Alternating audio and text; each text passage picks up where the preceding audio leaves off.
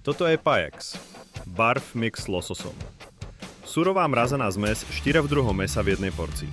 Ideálny základ pre psov aj mačky na každý deň.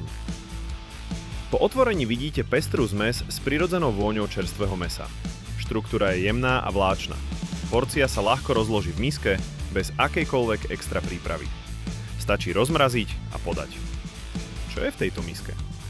Hydinový karkas s kožou a vnútornosťami, hovädzie srdce, hovädzia pečeň, telacia hruď. A navyše orez z lososa. Nie len olej, ale skutočné lososové mäso ako prirodzený zdroj omega-3 mastných kyselín. K tomu mrkva, petržlen a jablko pre vlákninu a antioxidanty. Výsledok je komplexný barf mix s vysokým obsahom živočíšnych bielkovín, vyváženým pomerom tukov a výbornou stráviteľnosťou. Ideálny základ misky alebo rotácia proteínov v barf výžive. Bez obilnín, bez chemických prísad, bez konzervantov. Rozmrazíte, preložíte do misky a podávate surové. Piper Streets. Správna cesta k zdravému krmeniu.